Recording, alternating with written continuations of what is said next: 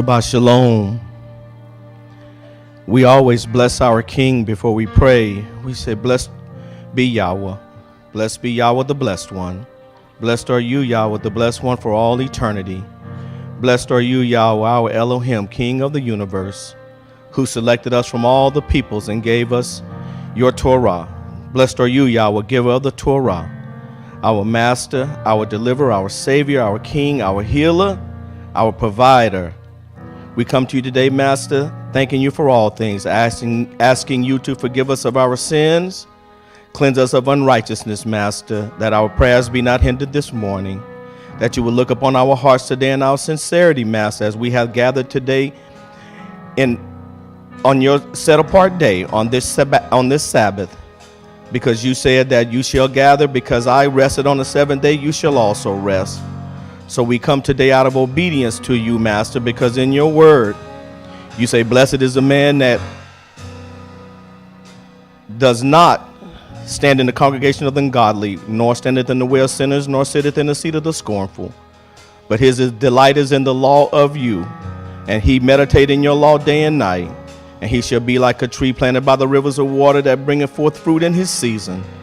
His leaf shall not wither, and whatsoever he doeth shall prosper. But the ungodly are not so, but are like the chaff that the wind driveth away. Therefore the ungodly shall not stand in the judgment, nor sinners in the congregation of the righteous. For you knoweth the way of the righteous, but the way of the ungodly shall perish. And in your word you say that righteousness is in your Torah. And we thank you for showing us your truth, O King, and that you brought us out of idolatry.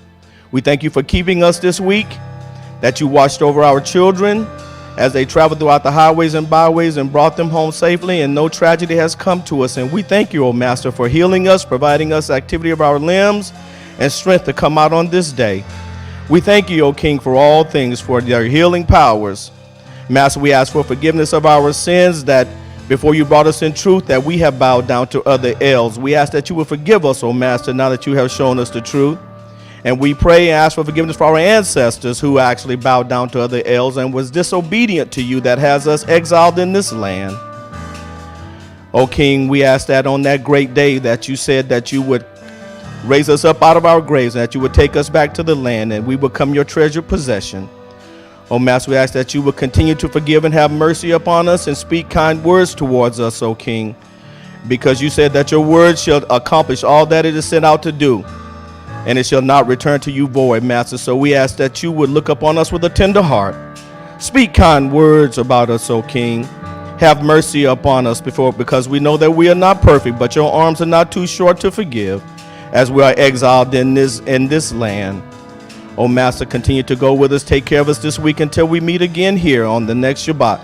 We ask that you would accept our praises and adoration of you today, O King, as we bless you this day, and that you will bless this service, and that someone may hear something that would make them also question their idolatrous ways, and then that they would shew and turn to you, O King. And this will be our prayer.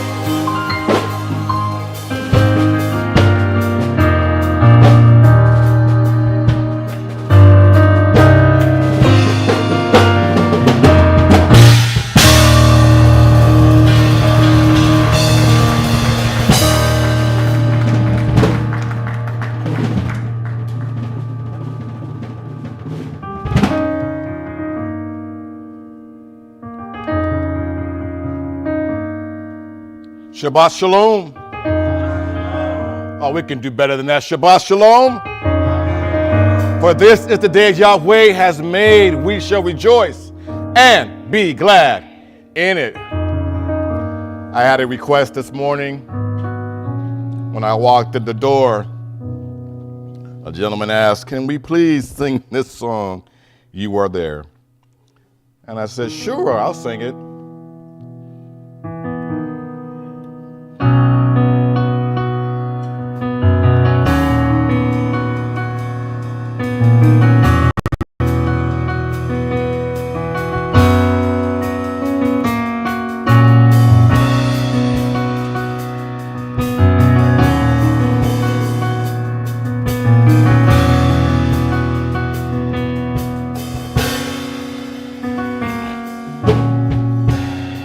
When I awake,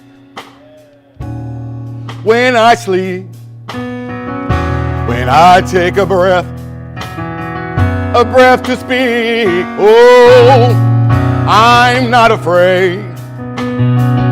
I have no fear. When you call my name, it draws me near. 'Cause it's good to know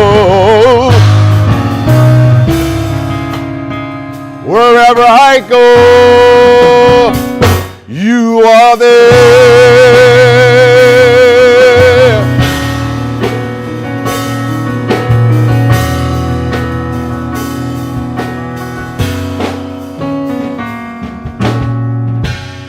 When I wake, when I sleep, when I take a breath to speak, oh, I'm not afraid. I have no fear. 'Cause when you call my name, it draws me near. It's good to know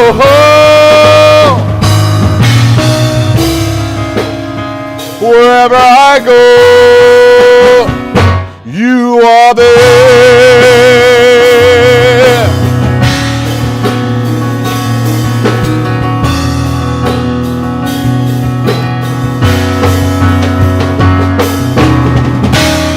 There is joy in loving you. You get peace and liberty. There's no other one I adore. You are everything to me. You guide my every footstep. When I fall, you carry me. I exalt and I praise your name. You are Abba to me.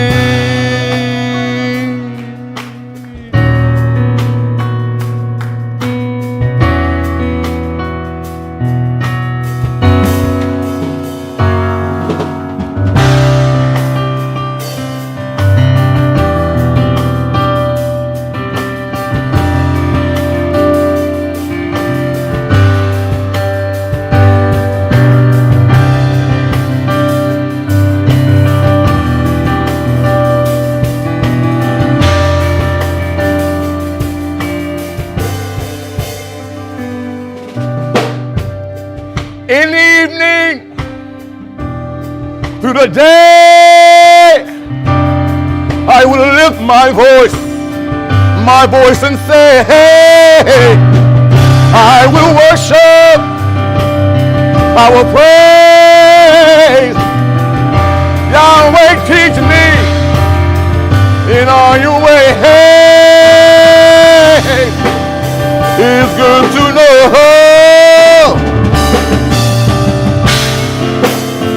wherever I go, you are there.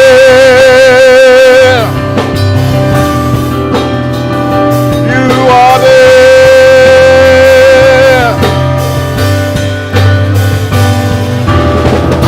There is joy and love in you. You give peace and liberty. There's no other one I adore. You are everything to me. You got my every footstep. When I fall, you carry me. I exalt and I praise your name. You are Abba to me.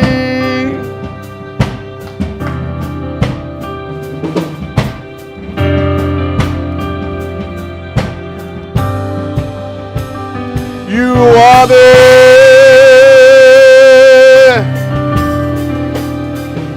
You are there.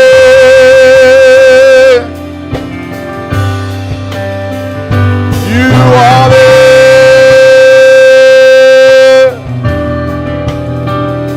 You are there.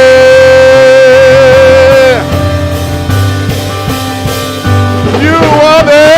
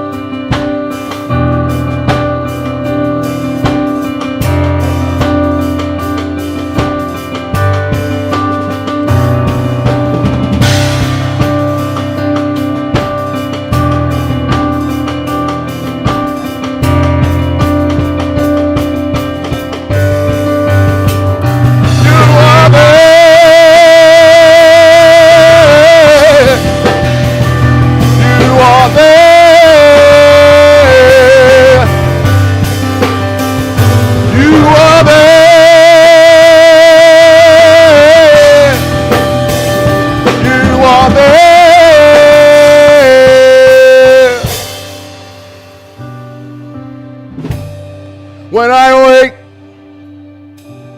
when I sleep, when I take a breath to speak, I'm not afraid. I have no fear. When you call my name, it draws me near. Yeah, yeah.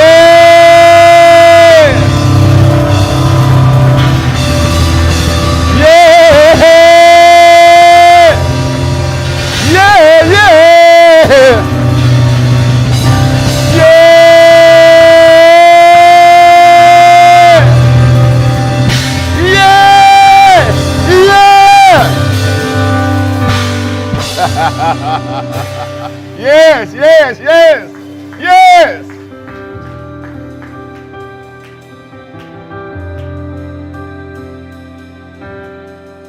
Come on, sing with me. You are there. I hear you. Come on, sing with me. You are there. You are there.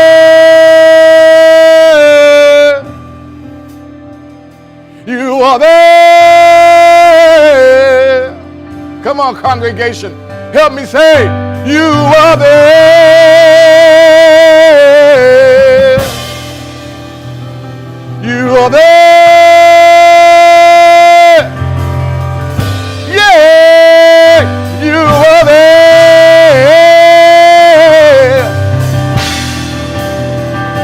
You are there.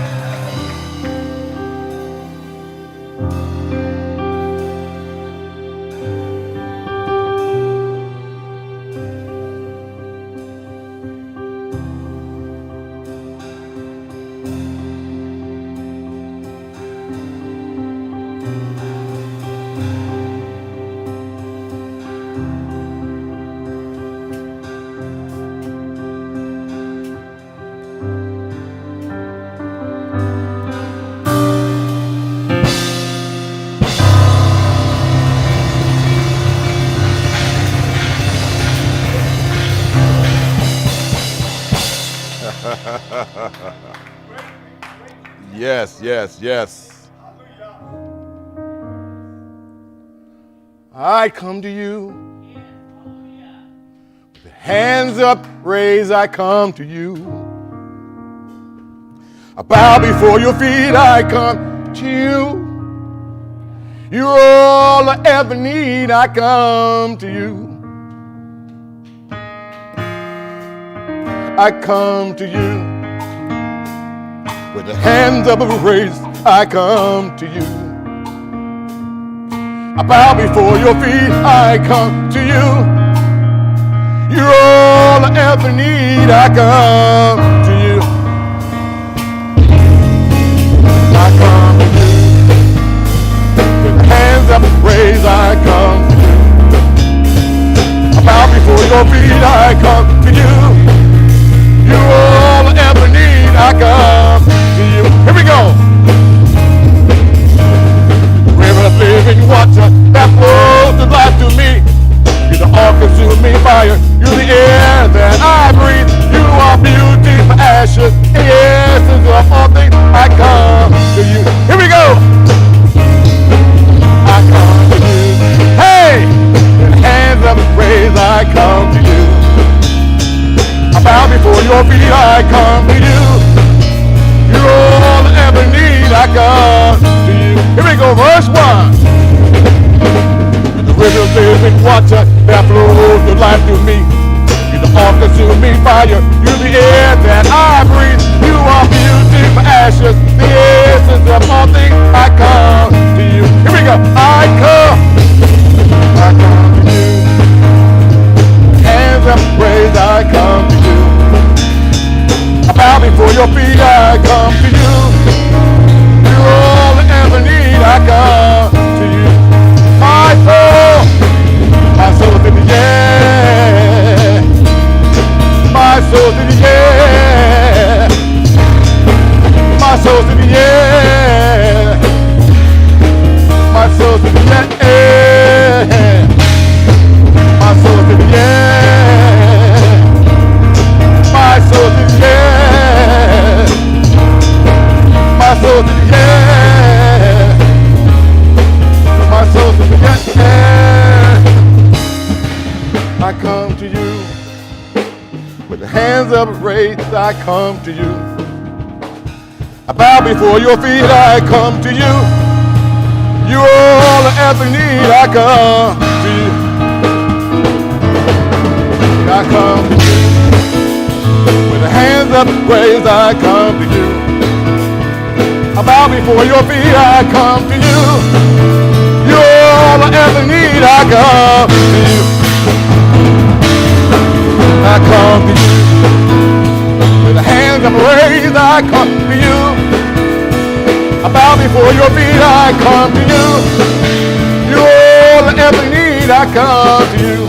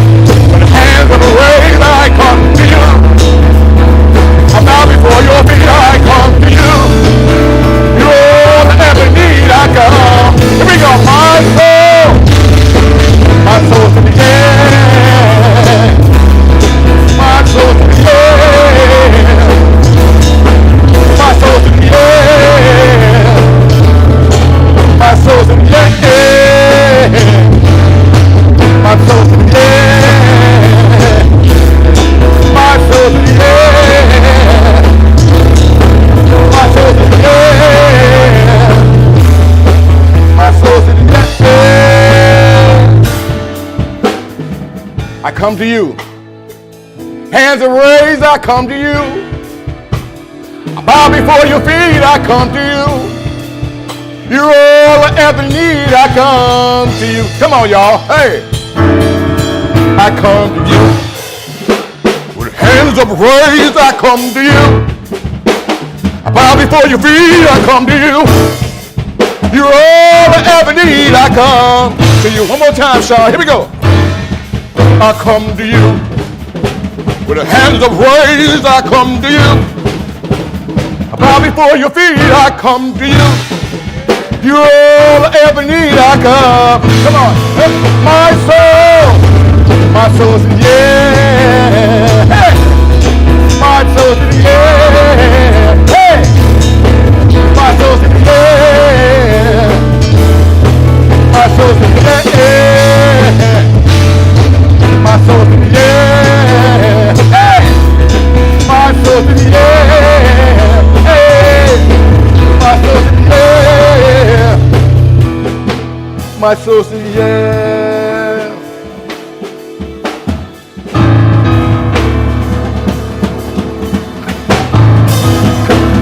Hey!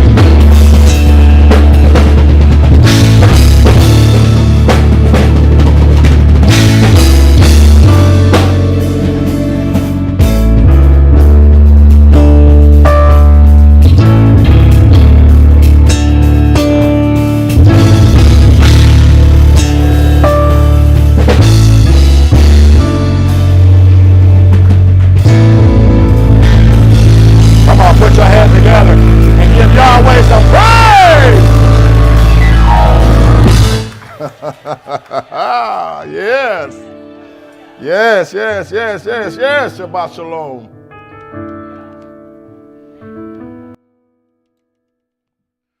Shabbat shalom to everybody. It's always good to see you here on this Shabbat. There is no greater people on the face of the earth than those that belong to the Father. And let's make sure we know which Father we're talking about. We're not talking about God. We're talking about Yahweh. And I want you all that are in the house and those of you that are watching by stream to always make known the Father's name. Everybody, there's a song we used to sing in the church. It said, everybody don't know, but they use the other name, so I'm gonna make it straight, okay? Everybody don't know who Yahweh is. And the interesting thing about it is when we talk about that opulent name, it's amazing how people can be offended when you tell them that Yahweh's name is above every name. And you know, you've heard me say this before. Can a son be greater than his father? Can a son have a name that's greater than his father? No. And let's not get it twisted. Every father knows his son. I'm going to say that again. Every father knows his son. And the Most High in Exodus chapter 4, verse 22 said that his son is Yisrael. He didn't say his son was Jesus. He said, my son is Israel. So I'm trying to figure out in my mind when I go across the street and says that the Father has given the Son a name that's above every name, that would mean that his name is above the Father's name. Does that make any sense? Does that make any sense? And here's my question. Here is my real question. In what text did he do that? In what text did the Father give anybody a name greater than his when he said himself, I give my glory to no man and to no one? Well, it's just a little tidbit, a little sidekick while the ambassador is getting himself ready. He has to transition from being ambassador the drummer to ambassador the teacher. And so, he worked. I got to give him time to work it out because he's working it out. Are you ready? And now I present to you the Honorable Ambassador, Shawn Appleton.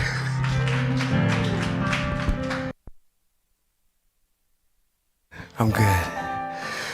Oh my goodness. I thank the Ambassador Holman for stalling for me. I'm glad that I work out because I'm going to tell you what. Sometimes it takes your wind back there playing, but I am thankful for the Most High to allow us to be here one more again to partake in the Shabbat. He's allowed us to do that. The Shabbat is a part of the mitzvot. That's a part of Hebrew Israel that designates who we are. If you probably ask the average Christian why they go to church every single Sunday, they couldn't tell you why. There's no purpose other than just to stay connected. But we're mandated as a holy convocation to meet every single week to talk about the things that are germane to the Most High. And I am honored to be able to come before you today again. To the Honorable Robert B. Holman Jr., who is the leader of this house. There is a mitzvot that actually says that when you're in the midst of elders, you're supposed to stand. Those who have white hair, you should stand in their presence. He is worthy of the office that he holds. And I say Shabbat Shalom to you today, sir, to the Honorable Kevin R. Holman, who takes us before the Most High in worship. Shabbat Shalom to you, sir. To Brother B, who draws upon the things that we've done before in the past that from our ancestors, bringing them relevance today in prayer, who joins us on this stage, who I am trying to keep up with all these akbadas I'm wearing. He's got the whole entire African, Ghanaian, Kenyan, Nigerian store in his house. I say Shabbat Shalom to you today, sir. Cleaner than the Board of Health over there. To all of you that are joining us by way of the stream, for those of you that are seeking information, those of you that are trolling, those of you that are been invited, and those of you that are continuing to return every single week to be with us.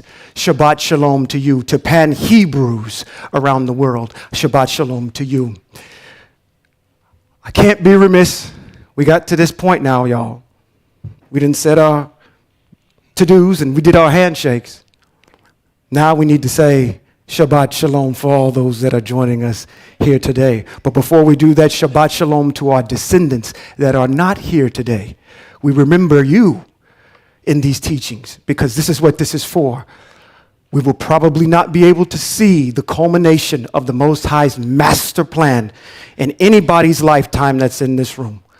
But you will. So Shabbat Shalom to you today, to our descendants. For those of you that are joining me today, are you ready to rumble? You ready to rumble? Shabbat Shalom! Shabbat Shalom. Very good. All right. I want to do two things, actually.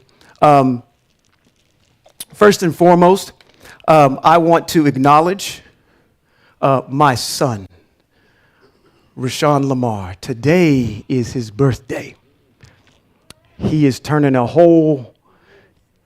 he did. At 9:30 this morning, he turned a whole 10 years old. You've left single digits, son. Welcome to the twos. So for those of you that are here, love on him. Show him that you appreciate and you care. And that's for anybody that's here. We love on everyone.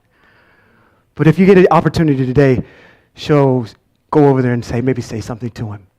I'm going to say this today because I got all this purple on. And I know that dear sister in the back is like, yeah, you got my favorite color on. Sister Cheryl, that's back there. I know she rocks that purple. And it's a good thing she rocks that purple. Does everybody know that the Most High has favorite colors? He has favorite colors. Does Jesus have a favorite color? Oh, maybe. Okay. They say, who cares?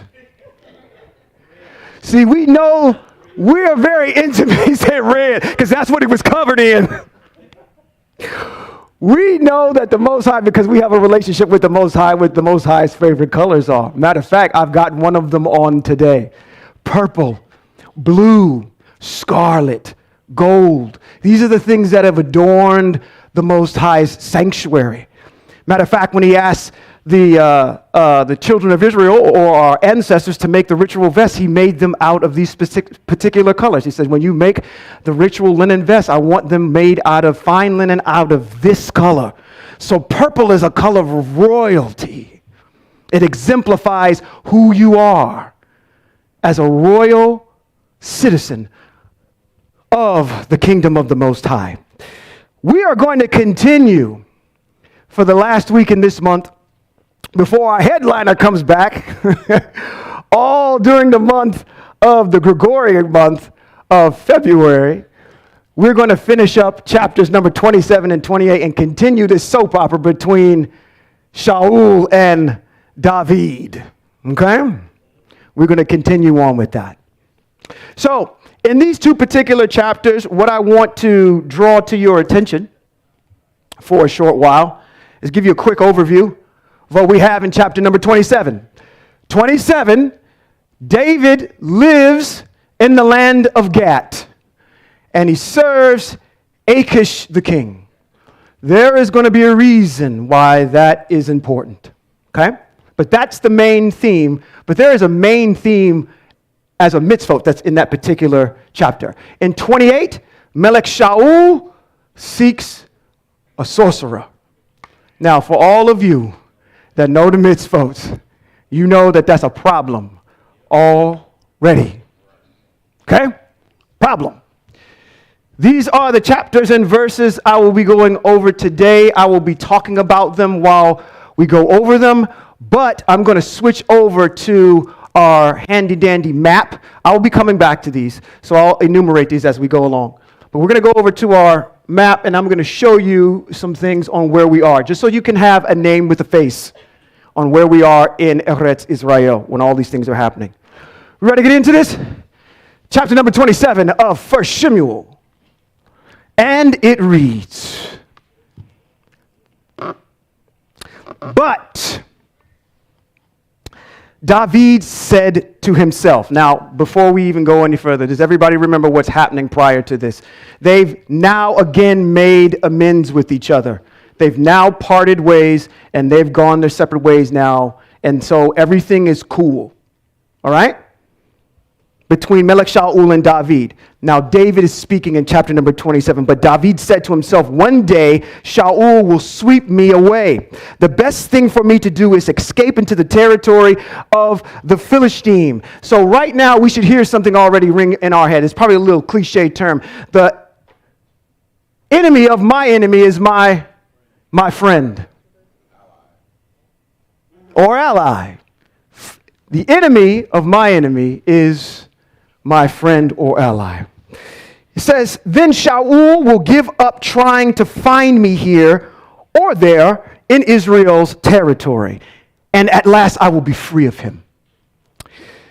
Verse 2, so David set out with 600 men and passed on to Achish. Now, I want to take a sidebar real quick. I want to put you in proper context of what's going on here. And I want to put you in the mode of what kind of person David is. Does everybody in here believe and support the Honorable Robert B. Holman Jr.? Amen? All right. Okay. So you put a lot of faith and trust in the things that he says, right? So if the Honorable Robert B. Holman Jr., I want you to think in your reality, in your real mind right now, if the Honorable Robert B. Holman Jr. got up on this stage right now and says, I want you to quit your job tomorrow. I want you to sell all your property, all your assets, and I want you to move with me to Lagos, Nigeria next month. Now, by show of hands, how many of y'all are actually going to do that? I got one person over here. You a faithful soul. You are messing up my whole entire dissertation right now. There's another person that's messing it up. But I would say the majority of the people in this room ain't going to do that. Okay? Not especially when you have the inheritance of the Most High in the land of Eretz Israel. You've been assigned to the land of Yehuda. That's what these people are. Y'all see, y'all still trying to comprehend that last piece about trying to sell. So now, wait a minute. What would I have to do in order to? I like this guy, but not that much. That is the kind of caliber of person David is. He's got 600 of his best men that have uprooted themselves out of the land that's been promised to them by the Most High to go live behind enemy lines. Now, let me tell you something. Let me add something else to that, which I missed. He says, okay, sell your property. Quit your job. Make sure that you're ready to go on X day because we're moving to Nigeria. And the reason we're moving to Nigeria is because I'm trying to run from the United States government. See, no, y'all missed that. See, the reason they're following him is because of what? The verse that I just read. He says what? He says, then Shaul will give up trying to find me here, in there, and in Israel's territory, and at last I'll be free of him. So the reason, now none of y'all asked the reason. Why are we going to Lagos, Nigeria, Rabbi? Y'all just, you just was, okay, I'll go. You didn't even ask the question why. When you got to ask the question why, the question is because I'm on the run. I'm a fugitive. Now, how many of y'all actually, do I see a show? You still gonna go. All right, we got the faithful few over here. At least you got your buddy there. So I want to let you understand and put you in the frame of mind of who he is. He's got to be a man of some serious caliber for you to do that. Family gone. The rest of your countrymen gone. Let's go live with the enemy. Okay? So let's put it in its proper context. Verse 2. So David set out with 600 of his men and passed on to Achish, the son of Maok, king of Gath. Now, let me put this in some more context. Who is Achish? Shh, you're shy because I know you know. Stop. Who is Achish? Achish is the king of Gath. Why is that important? Okay, wait a minute. Let me show you something. Hope you remember this. All of y'all, send your best warrior down here. And when you send your best warrior down here, if I kill him, then you'll be our slaves. But if you kill me, we'll be your slaves. Now, that individual was who? Goliath from Gath, who was under Achish. That is the king. He is a Philistine king, Achish.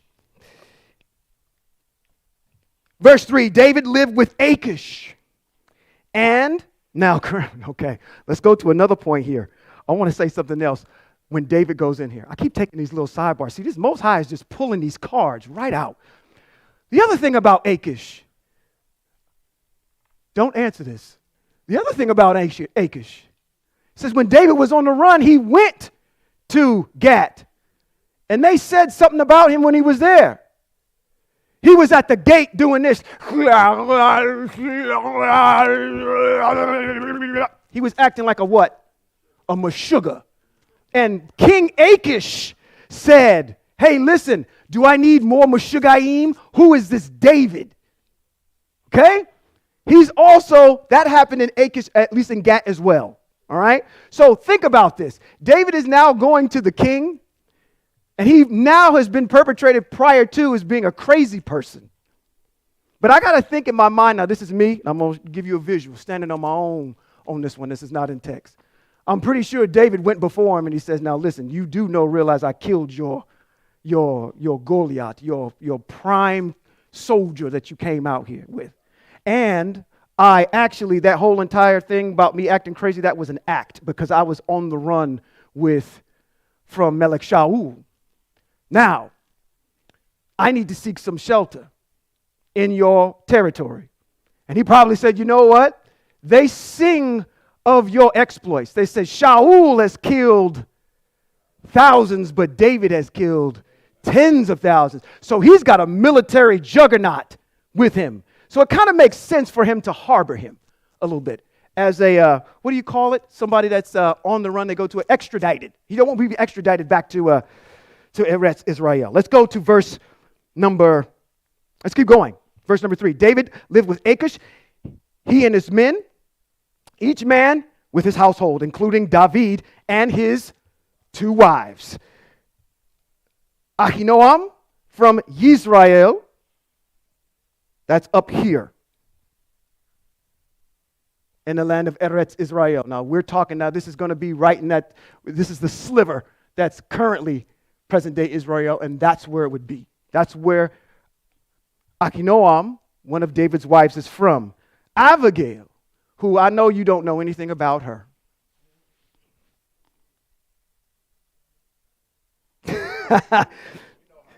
She is from Carmel. She is from the south here. Okay? Now, Naval's widow. Shaul was told that David had escaped to Gat, whereupon what?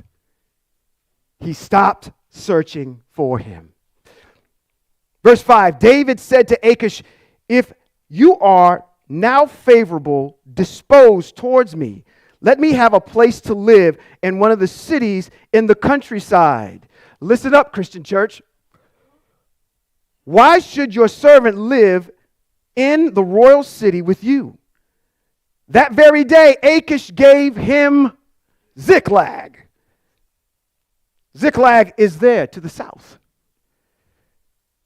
And that's why to this day, Ziklag is called or known to be the king, or at least belongs to the kings of Yehuda.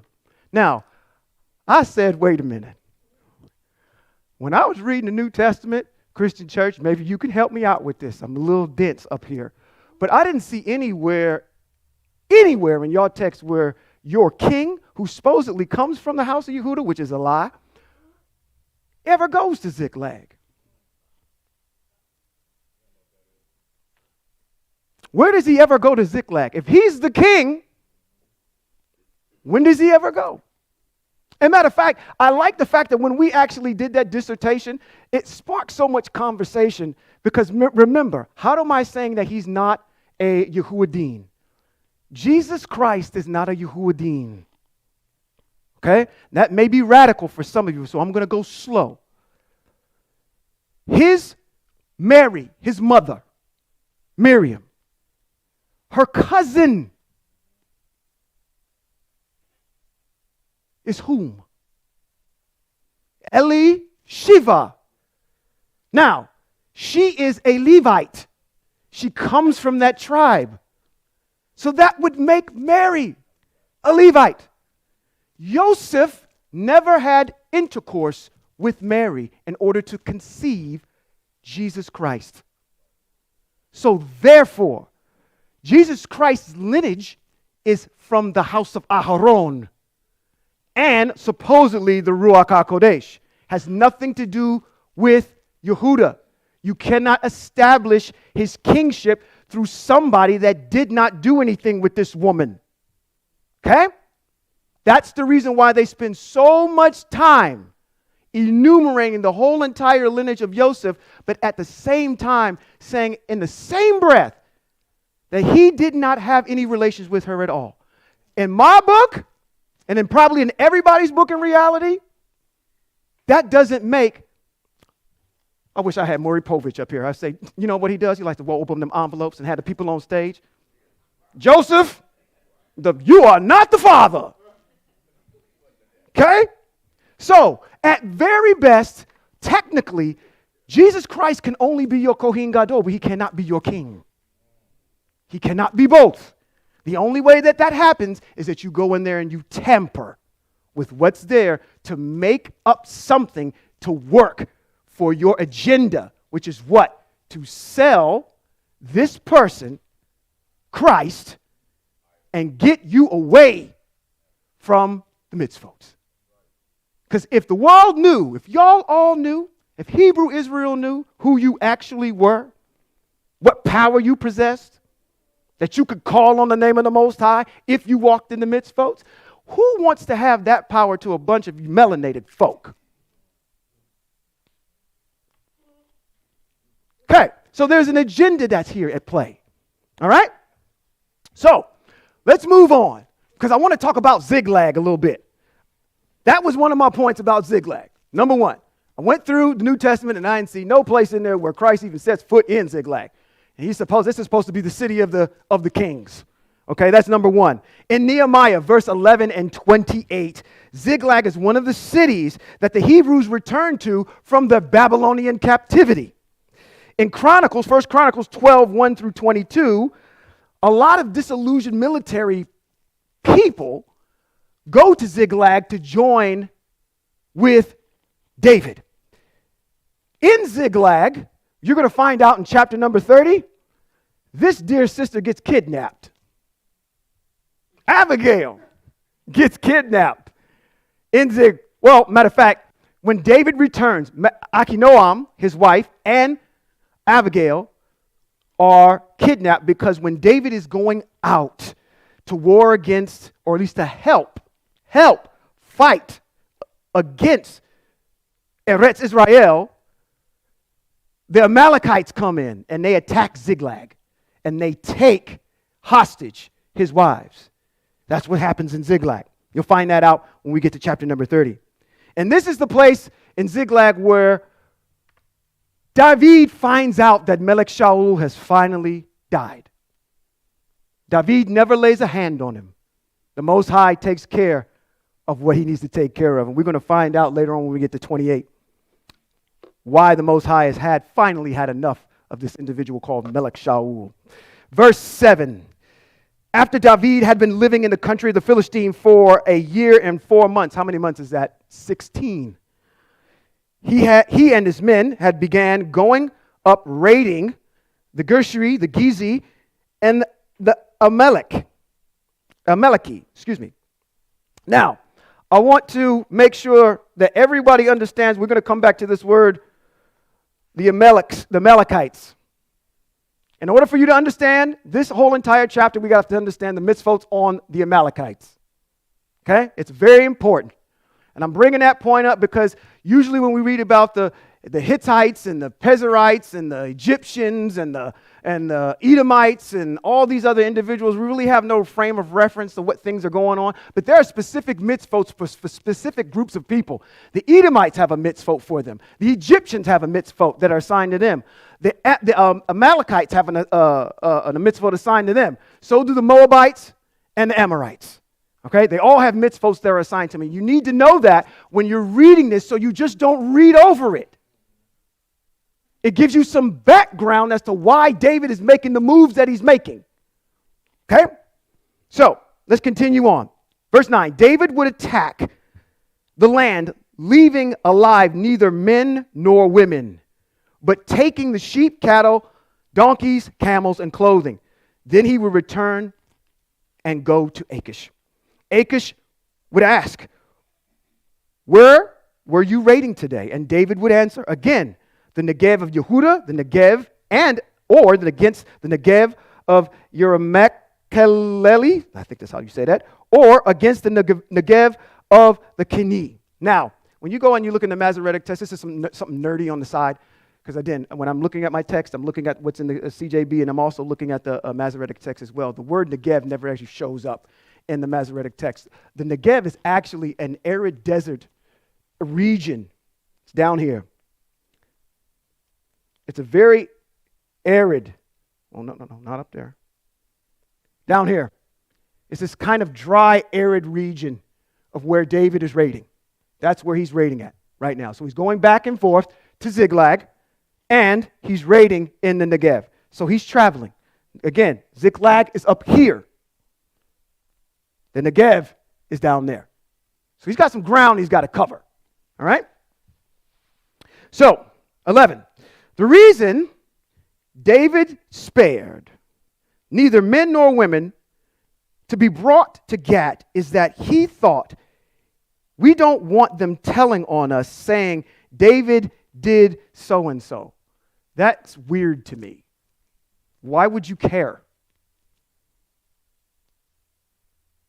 I'm going to tie in the mitzvot of the Amalekites to this. Okay? We're going to come back to it. There's a hush in Israel. Y'all just waiting for the answer. All right. Let's continue on. And matter of fact, this is only 12 verses in this chapter, so I can go back. After this, I'm going to go back and I'm going to get all the mitzvot on the Amalekites, and we're going to tie this in. Now, so David did so-and-so. That's how he conducted his raids for as long as he lived in the country of the Philistine. And Achish believed him. He said, David has caused his own people, Israel, to despise him utterly. He will be my servant forever. Now, I want to go back and I want to get the mitzvot on the Amalekites. This is very key to understand this. We're going to go to Shemot, chapter number 17, verse 14 through 16. And it says, Yahweh said to Moshe, write this in the book to be remembered and tell it to Yehoshua. Everybody know who Yehoshua is? He is the successor to Robert B. Holman Jr. That's me. Never mind. That was a joke about me. Anyway, we'll keep moving. Come on, y'all need to stay with me. Okay. Yehoshua is actually the protege of Moshe, the GOAT. So this is Michael Jordan and Scottie Pippen we're talking about here. Okay? Some people would probably disagree with that analogy, but okay. Write this in the book to be remembered and tell it to Yehoshua. I will completely blot out the memory of whom? Amalek from under the Hashemayim. Moshe built an altar, called it Yahweh Nissi. Yahweh is my banner / miracle. And said, because their hand was against the throne of Yah, Yahweh will fight Amalek generation after generation. Devarim chapter 25, verses 17 through 19. Again, continuing on with the mitzvot of the Amalekites. Remember what Amalek did to you on the road as you were coming out of Egypt. How he met you by the road, attacked those in the rear. Those who were exhausted and straggling behind when you were tired and weary. He did not fear El. Therefore, when Yahweh your El has given you rest from all your surrounding enemies in the land Yahweh your El is giving you as your inheritance to possess, you are to what? Blot out the all.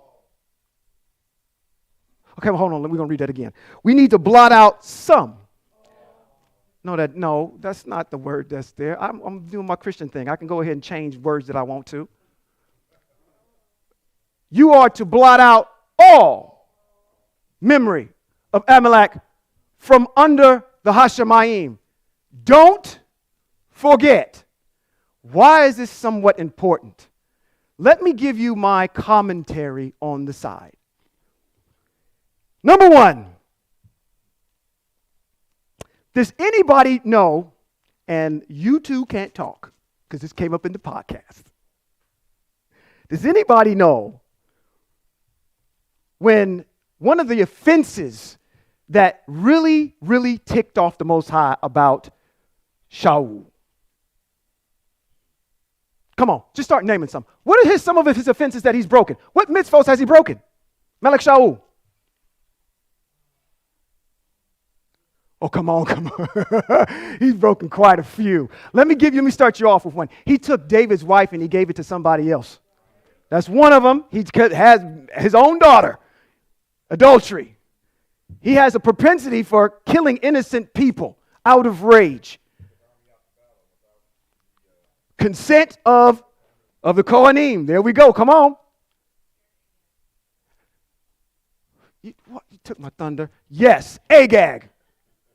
That's where I'm going. One of them was the fact that King Agag, who is an Amalekite, he allowed to live. So what happens? They go over there, they raid, and then this is what the text says. Shemuel is coming down and he says, you guys just completed this raid on the Amalekites, but why do I still hear bleating of sheep and mooing of cows? You were told to wipe them all out. Everything. So why do I hear this? And then what does he do? A person of low character will go ahead and blame everybody else. He blamed, it was Israel. They did it. I kept the best for the Most High. That's not what I told you to do. It's not what the Most High told you to do. Most High said, wipe them out. And you let Agag live. So, he finally kills Agag. But what we find out is that the Amalekites still are around. Has anybody heard of the book of Esther? One of the protagonists in the book of Esther is a man that starts with a name that begins with the letter H. Haman. Haman is an Amalekite. He is a descendant of King Agag. Now, I'm going to tie this in real quick to again, this is my commentary on why this is important. Because this is one of the infractions that if you continue to read on in Chronicles, matter of fact, do I even have it up here yet? I might as well just go ahead and take my thunder now.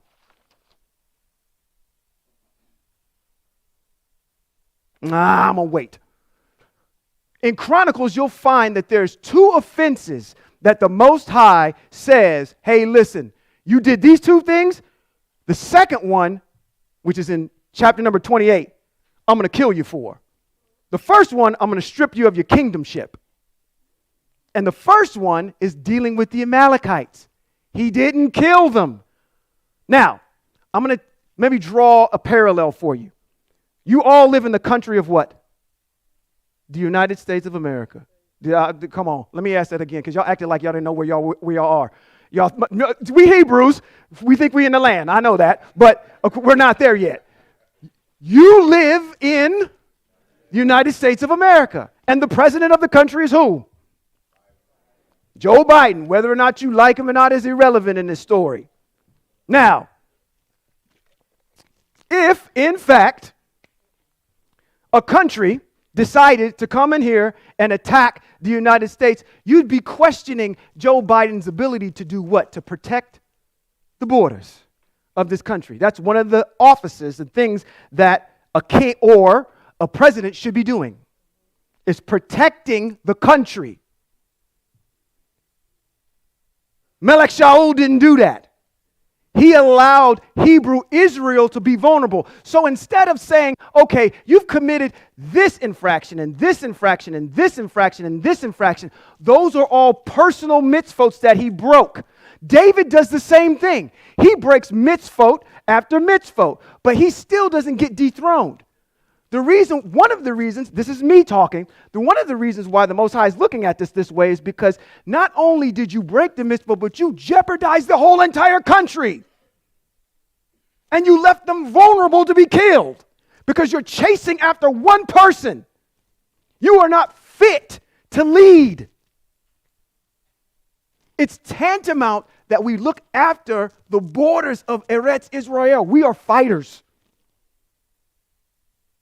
We were supposed to wipe these people out, and you didn't do it. You are a poor leader, and you jeopardized the lives of your countrymen because of your poor decision making. I can go ahead and deal with this issue over here with you giving your daughter up to somebody else. That's another issue. But when you jeopardize everybody's life, that's a problem. Same way that you'd look at your president today. It's a massacre that happened here. What is this man doing? That's the same thing you'd say. Okay? So that's me on my commentary on the side here, talking about the Amalekites, knowing about the Amalekites. And again, the Amalekites continue to plague Israel because the book of Esther wouldn't even exist had he killed them all.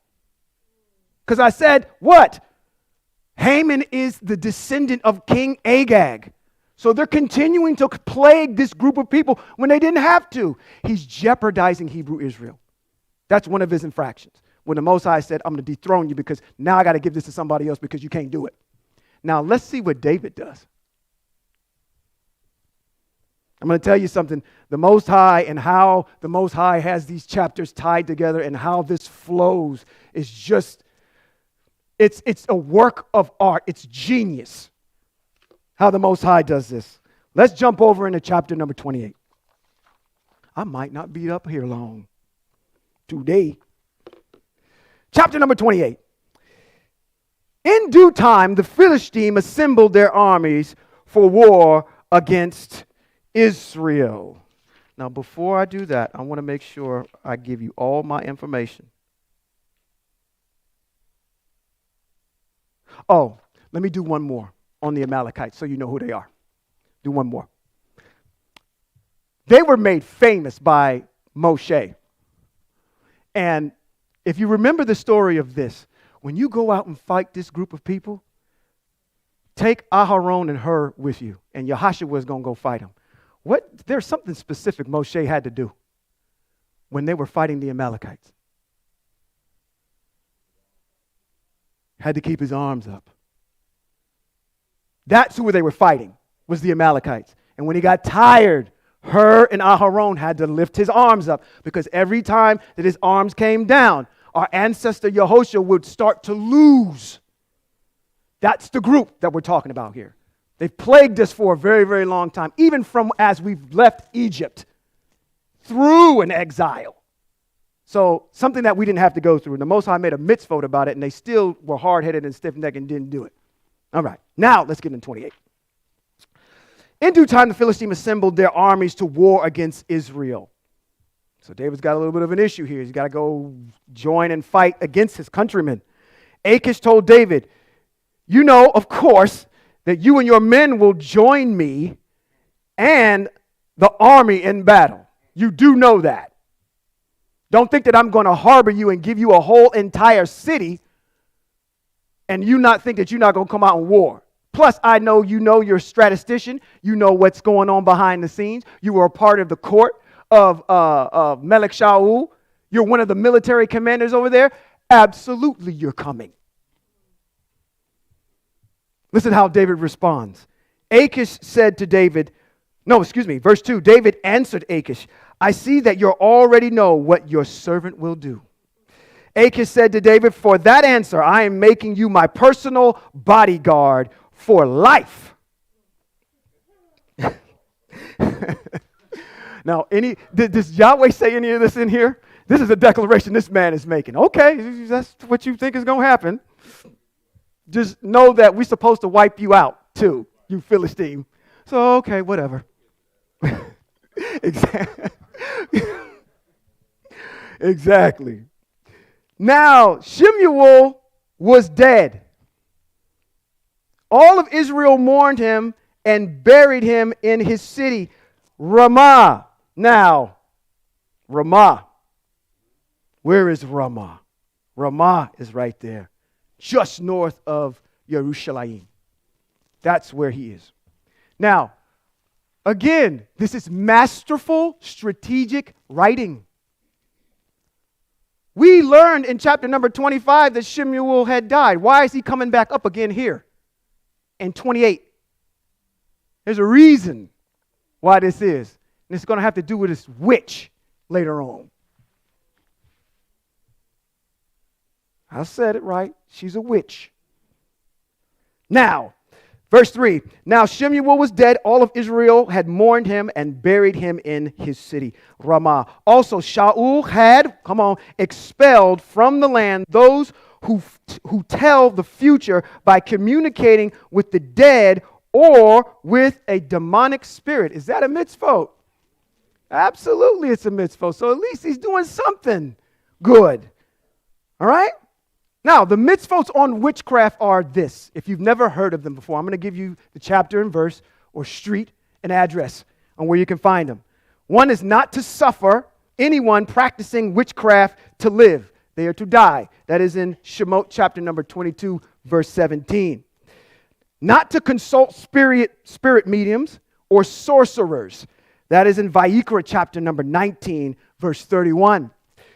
Not to practice witchcraft or sorcery or using magic, herbs, stones. I know I probably just stepped on some toes when I said stones. You know, little Swedish underarm crystals y'all like to put on your bodies and such.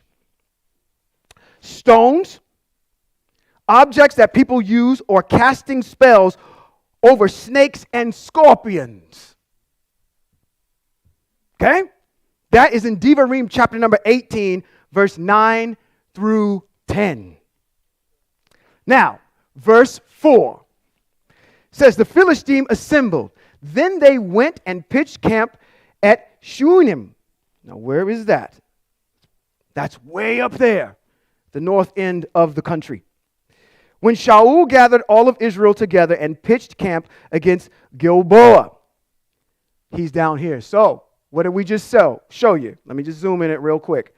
Gilboa is down here. That is where Shaul has made the encampment of Israel in Gilboa. Now, to the north is where the Philistines are. That's how far apart they are. All right? Let me zoom in on right there. Those two pins. All right? When Shaul saw the army of the Philistine, he became afraid. That's, if you are in line with the mitzvot, you know you're already breaking the mitzvot in Devarim chapter number 22 already, because it already starts out, when you go to war, you are not to be what? Afraid. Okay? So if the Most High was behind fighting, then he would have been breaking the mitzvot by being afraid. It struck terror in his heart, but when he consulted Asher didn't answer him, not by dreams, not by the Urim, and not by the prophets. So he's not talking to them. Does everybody know? I'm pretty sure everybody knows what a prophet is, and everybody knows what a dream is. But does everybody know what the Urim is? Okay, if you don't, let's go over it real quick. I'm going to be mitzvot heavy, even if you've heard it before. Shemot, chapter number 28, verse 30. This is where it's going to be first mentioned being a part of the breastplate. It says in 30, you are to put the Urim and the Thummim in the breastplate for judging. It will be over Aharon's heart when he goes into the presence of Asher. Thus Aharon will always have the means for making decisions for the people of Israel over his heart when he is in the presence of Asher. In Bad Midbar, chapter number 27, verse 21, it says he is. Let my dishonorable sister Harless get there. It says he is to present himself. Bad Midbar, chapter number 27. That's where I'm.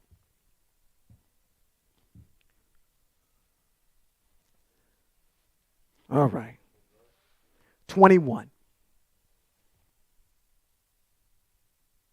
Where's 21 in there? Okay. Here's 22, 20. Okay. I'm going up. All right. I'm just going to read it. So he is not to present himself to Eleazar the Cohen, who is to find the means of the Urim, what Asher's will is for Yehoshua's decisions. Then at his word he will go out, and his word they will come in. Both he and all the people of Israel with him, the whole entire community. So this is a part of the Kohen Gadol's garb. It's a part of the breastplate. It's how they make decisions. When they go in front of the Most High and they say, do you want us to go to war or not, Most High? What do you want us to do? one of these pieces would either try to illuminate or they'd know, okay? So that's part of our culture. So, in getting back to specificity in chapter number 28 of 1 Shemuel, going back to verse number 6, where it says he didn't see it in dreams, he didn't consult with him by the Urim, or not by the prophets. I don't know how he would have done that because Shemuel is dead, and he just killed Ahimelech in the previous chapters. Did he not? No good deed goes unturned. Remember that? Ahimelech is there. David's on the run. He goes in there. He says, hey, I'm hungry. Do you have any food to eat? He says, I got the showbread. They switch it out every 7 days as a part of the mitzvah, so on and so forth, okay? So some of the major people that he's supposed to consult are not even around. So I don't even know who he's talking to when he's doing this, when he says the Urim, but that's a topic for discussion. All right? Moving forward. Verse 7. Then Shaul said to his servants, try to find a woman who tells the future by communicating to the dead. I want to go and consult with her. Now, he has expelled all these sorcerers and witches and warlocks out of the land. Obviously, the people that have been expelling them out know where they are, where they've gone to. Now, this is the king.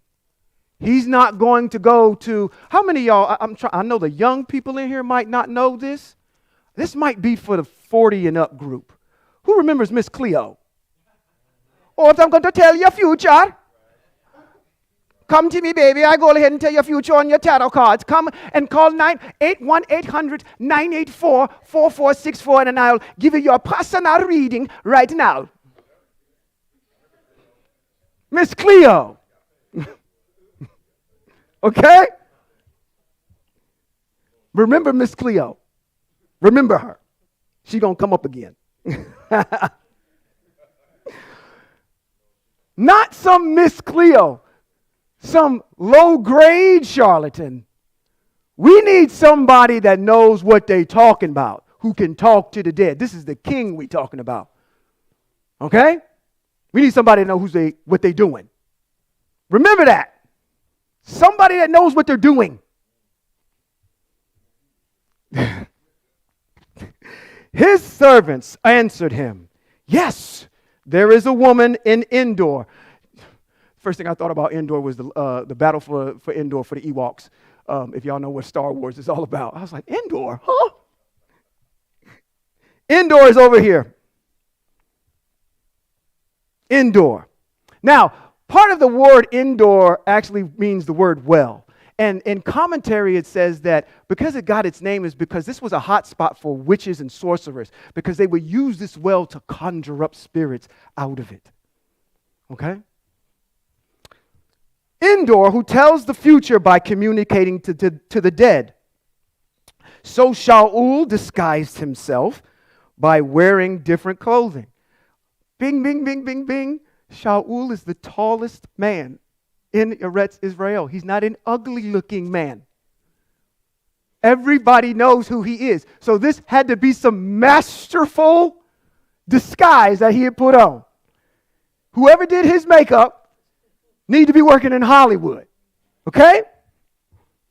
So he disguised himself by wearing different clothing, went with two men, came to the woman by night and said, tell me the future, please. Bring up from the dead the person I name to you. Shaul, Shaul, Shaul. Man, man, man. The woman answered, here. Here, you know that Shaul, here, you know what Shaul did, how he expelled from the land those who tell the future by communicating with the dead or with the demonic spirit. Why are you trying to entrap me into causing my own death? She knows what's going on. Not to say that she knows this is Shaul yet, but she's saying this is something that's been a decree. It's been banished from the land of Eretz Israel. You're trying to get me caught up into something. Get me trying to catch a case here. Trying to do something. So, in verse 10, Shaul swore to her by Eye Asher Eye. Boy, oh boy. Come on. How you going to swear You going and seeking a sorcerer. You breaking the mitzvot. And in the midst of you breaking the mitzvot, you going to quote, I come in the name of the Most High. That sounds like Christ.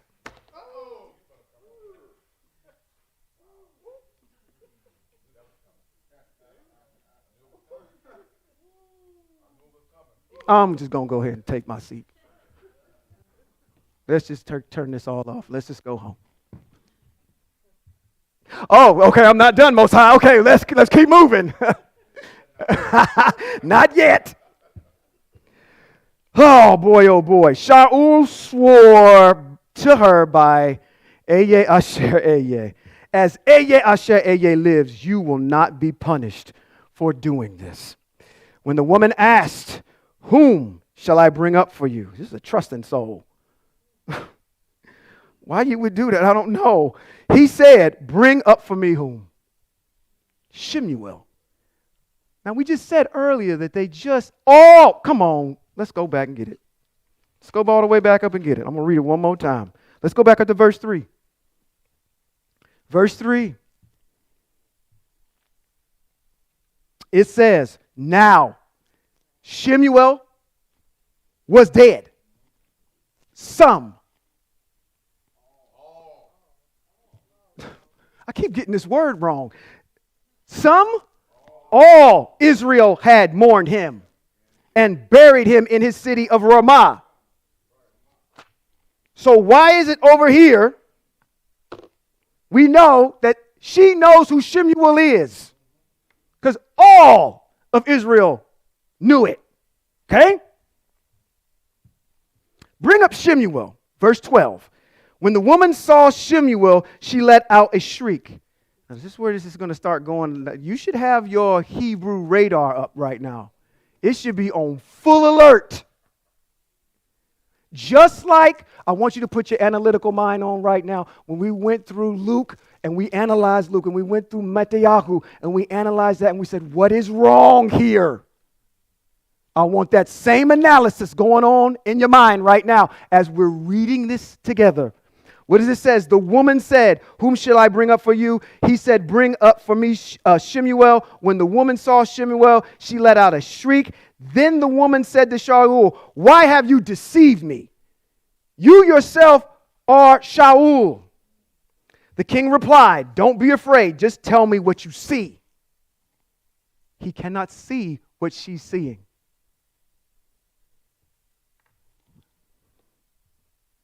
I don't want to give it away. The woman said to Shaul, I am seeing a El-like being coming up from the earth. He asked her, what does he look like? She said, an old man is coming up. He's wearing a cloak. Shaul realized it was Shemuel, so how do you know that? You can't see. Shaul realized it was Shemuel, so he bowed with his face to the ground and prostrated himself. Shemuel asked Shaul, your radar should be all the way up. Shemuel asked Shaul, why have you disturbed me and brought me up?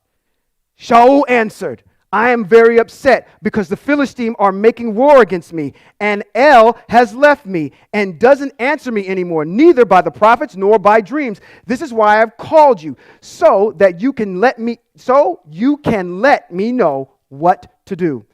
Verse 16, Shemuel said, why ask me? If Eye Asher Eye has left you and become your enemy, Eye Asher Eye has done for himself what he foretold through me. Eye Asher Eye has torn the kingdom out of your hands and given it to your fellow countryman David, because you didn't obey what Eye Asher Eye said and execute his furious anger towards, oh my goodness, Amalek. You didn't protect the borders of the country. That is why Eye Asher Eye is doing this to you today. Eye Asher Eye is giving Israel as well as yourself over into the power of the Philistines. And tomorrow, you and your sons will be with me. Eye Asher Eye will hand over Israel's army to the power of the Philistine. Now, you know what? I'm going to go finish this chapter, and I'm going to come back and get all this. Or do I? No, we're going to do it right now. Okay. What's wrong here? Let's just start there. What is wrong? I said, have your Hebrew radar up. A lot. He said a lot. What'd you say, Lamar? The Walking Dead. Okay. We got an issue where somebody is coming in. Melech Shaul is seeking a sorcerer. Okay. And then after he tells her who he wants conjured up from the dead, and she's already in fear of her life. So what I'm saying is that the Most High will never break the mitzvot for something like this. The Most High is not going to conjure up Shemuel from the dead to talk to Melech Shaul. So make this make sense. Your Hebrew radar should have been on.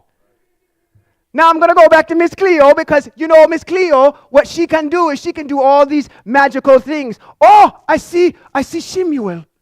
He's wearing a robe, and Shemuel's coming up out of the ground. Oh, and he wants me to tell you this, that you know what, because if you didn't do the things that the Most High had asked you to do, you're going to lose the kingdom. There's nothing in that narrative that's new. Everybody knows it. What did she tell him that was unique? Nothing. She's a charlatan. She's a ventriloquist. She's saving her own butt because she knows that Melech Shaul, and she's probably looking down the barrel of a shotgun right now. She's saving her own hide. So what she does is a calculated risk. I'm going to make it so I'm going to tell this man something. You and your sons are going to be dead tomorrow. Really? What does that do? Oh, you women are just so strategic. You know how to get into a man's head now. I'm not focusing on killing you now. I'm focusing on getting my house in order because tomorrow you're telling me I'm getting ready to die. I'm not worried about you anymore. We have to make this make sense. The Most High is not going to break his mitzvot. She's lying to him. And you know how we know he's lying to him? Because anytime somebody says a prophet comes and they're supposed to prophesy, that's supposed to come to fruition. And what did I tell you earlier? I'm going to draw it all back in for you. I said, what happens? He's going out to war. You're going to find out in the next chapter that King Achish sends David back home. He sends him back home because all the military commanders saying, why are these Hebrews out here fighting with us? Send them back. It takes him X amount of days to get back to Ziklag to find out what's going on. And I said later on, he finds out that Melech Shaul is dead. So how does that timeline work? If it takes him 3 days to get back, this woman just told him that you're going to be dead tomorrow. That didn't happen. She's lying. Okay? You cannot break the mitzvot. You apply what? The equation, or you apply what? What was it? To the rule. You get the right answer. She's a ventriloquist. She's faking. She's trying to save her own neck, and therefore she does a successful job of it. And fooling Melech Shaul. And Melech Shaul just bites on a hook, line, and sinker. Now, nerdy sidebar. We have external books. One of those external books is called the Book of Yehudit. We have the books of Baruch. We have the books of Tobit. Those are what we call the Apocrypha Hebraic books that are outside the canonized ones that we know of. There is a book called Sirach where this particular piece shows up, and it comes up in the 46th chapter of Sirach, verses 13 through 20. The same, he's recanting this whole entire story. If you want to get some confirmation or external readings on this, the book of Sirach has this in it. Okay? Moving forward, and we're almost done.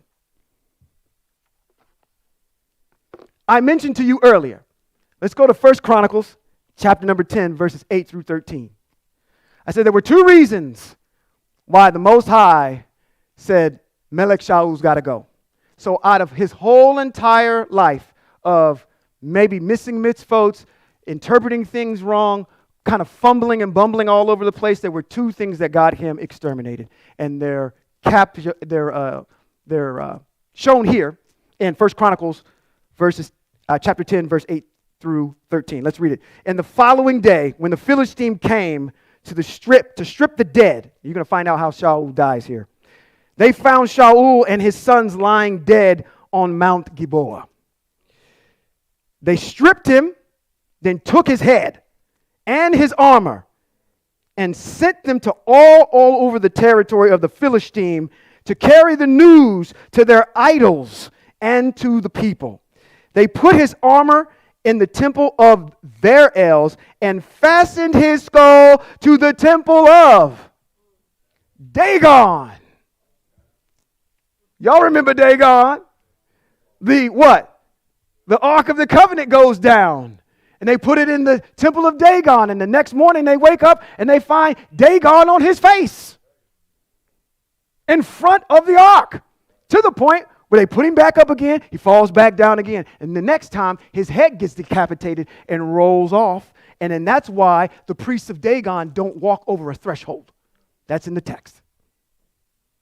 All right? So they put it in the temple of Dagon.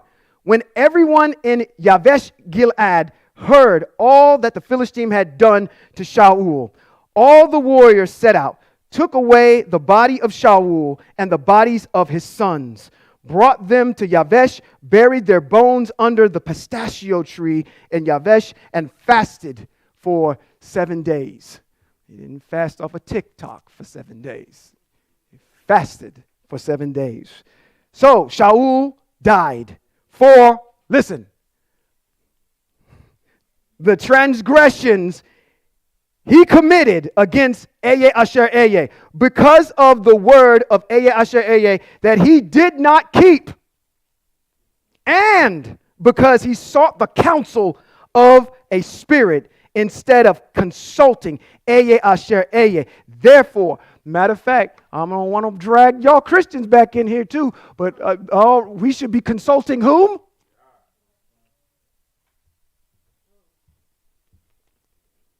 Instead of consulting Eye Asher Eye, therefore, Eye Asher Eye put him to death and turned the rulership over to David, the son of Yeshai. Those are the two reasons why he gets taken out. One, your kingdom will be stripped of you because you decided not to follow the mitzvot of the Amalekites. And then number two, the fact that you sought a sorcerer. You didn't even want to come and seek my counsel anymore. It got to the point where everything else didn't work.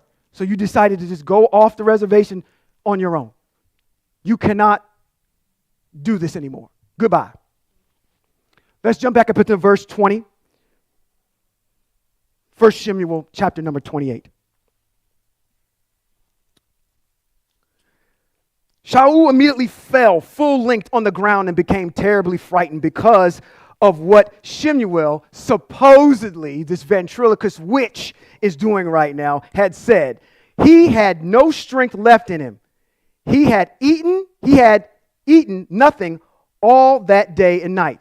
The woman approached Shaul, saw that he was panic-stricken, and said to him, "Here, your servant listened to what you said. I put my life in my hands and did what you requested me to do." Ooh, she good. Now, therefore, please, you listen to what your servant says. Let me put a little food in front of you. Then eat, so you will have some strength when you go on your way. The quicker I can get you out of here, the better. But he refused to eat. I won't eat.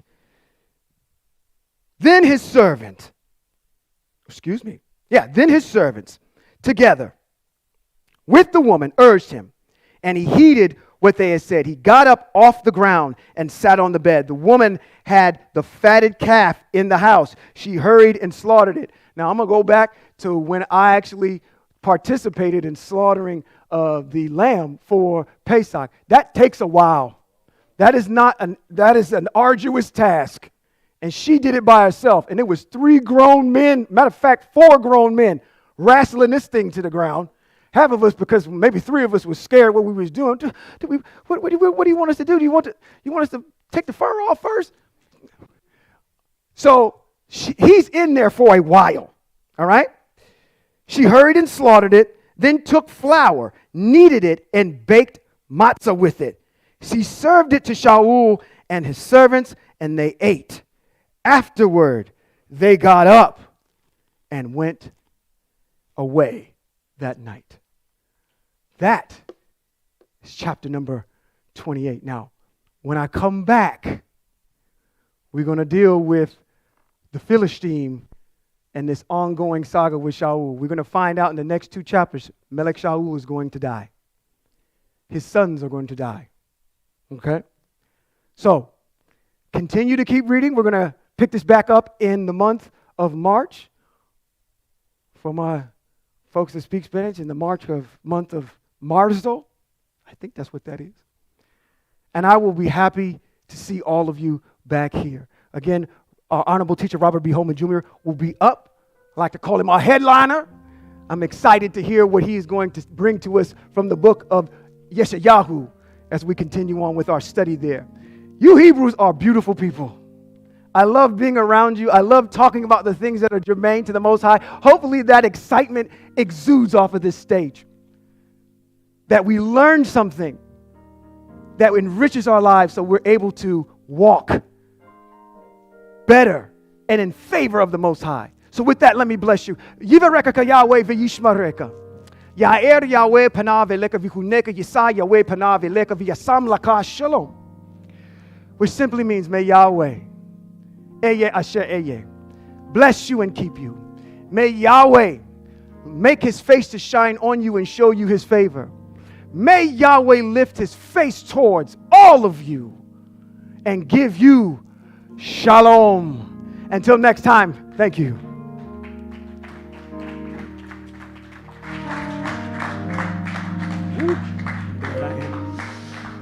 I want to thank the Honorable Ambassador Appleton for his dissertation today. And I'm sure that all of you in the house and all of those of you that are listening have received some insightful information concerning the mitzvot that are very important to us. And I also want to say to you that if you, by way of the stream, are being blessed and you're receiving insightful information concerning the Hebraic way, and you've made First Tabernacle Fellowship your Shabbat to participate in, I'd be so appreciative if you would scan the QR code that's there before you and make a donation to First Tabernacle Fellowship. We're able to do this because of your donations and the donations of those that are here in the house with us. So, and also if you're benefiting from this and you have friends and family members and individuals who are interested in understanding the Hebraic way, refer them to Yahweh's Exiled Empire, our YouTube channel, where all of our lessons are, and also our podcast is there, Hebrews in Exile. And you can continue to learn and be blessed. We're purists. We are purists. We are purists. By that I mean we simply abide by, walk in the mitzvot, the teachings and the rulings of the Most High El. We don't cross the street into something that's Eurocentric and not ordained or authored by Yahweh. So if you could be so kind each week as you participate in watching us online, scan the QR code and make your donation. And to that I say to you all, Shalom.